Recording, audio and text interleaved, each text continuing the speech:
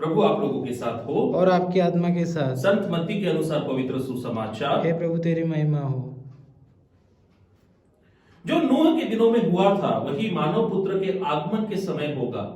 जल प्रलय से पहले नूह के जहाज पर चढ़ने के दिन तक लोग खाते पीते और शादी ब्याह करते रहे, जब तक जल प्रलय नहीं आया और उसने सबको बहा नहीं दिया। तब तक किसी को इसका कुछ भी नहीं पता था। मानव पुत्र के आगमन के समय वैसा ही होगा। उस समय दो पुरुष खेत में होंगे, एक उठा लिया जाएगा और दूसरा छोड़ दिया जाएगा। दो स्त्रियां चक्की पीसती होंगी, एक उठा ली जाएगी और दूसरी छोड़ दी जाएगी। इसलिए जागते रहो, क्योंकि तुम नहीं जानते कि तुम्हारे प्रभु किस दिन आएंगे। प्रभु का सुसमाचार। हे क्रिस्त तेरी स्तुति हो। क्रिस्त में मेरे प्रिय भाइयों और बहनों, आज हम आगमन काल में प्रवेश कर चुके हैं।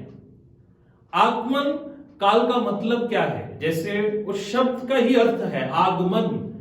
हम इस काल के दौरान प्रभु यीशु क्रिस्त के पुनर्आगमन की तैयारी करते हैं, the second coming of Christ.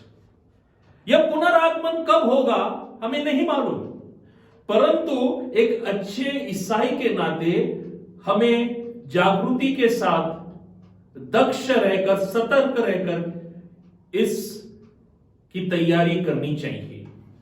मेरे प्रिय भाई और बहनों, आज का जो सुसमाचार है उसमें नूह के समय का उल्लेख है। नूह के समय लोग अपने दैनिक कार्यों में व्यस्त थे, व्यापार में व्यस्त थे, शादी ब्याह कराने में व्यस्त थे और अचानक जल प्रलय आया।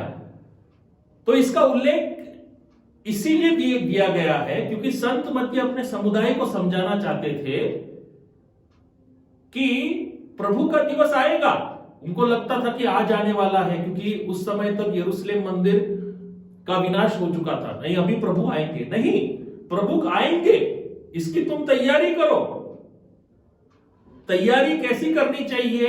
एक अच्छे मिशनरी के रूप में तुम्हें यह कार्य करना चाहिए, आलसी बनकर नहीं। यही समस्या को सुलझाने के लिए इस रूप अलंकार का उपयोग किया गया है।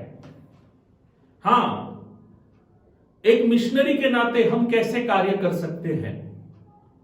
ऐसा नहीं कि हमें इस दैनिक कार्यों को छोड़ना चाहिए, वो जरूरी है, लेकिन एक सर्वप्रथम हम मिशनरी हैं। हर एक ईसाई व्यक्ति, चाहे वो पुरोहित हो, धर्मसंगी हो या लोकधर्मी हो, वे सब मिशनरी है, धर्म प्रचारक है। यदि मैं एक पुरोहित हूं तो मेरा सर्वप्रथम मिशन है, प्रेषित कार्य, प्रेरित कार्य है, अपने भेड़ों का मेषपाल्य, संरक्षण। यदि आप माँ बाप है, क्रिस्ती माँ बाप है, ईसाई माँ बाप है, आपका कर्तव्य है अपने बच्चों का आध्यात्मिक पोषण, अपने बच्चों की आध्यात्मिक परवरिश जो क्रिस्ती मूल्यों पर, ईसाई मूल्यों पर आधारित है। तो इसीलिए मेरे प्रिय भाइयों और बहनों, हमें इस तथ्य के बारे में नहीं चिंता करनी चाहिए कि प्रभु कब आने वाले हैं।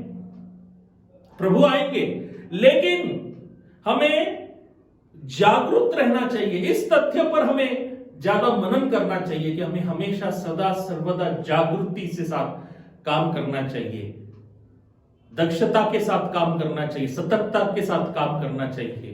तो आइए प्रभु का मार्ग हम तैयार करें इस आगमन काल के दौरान। आमीन।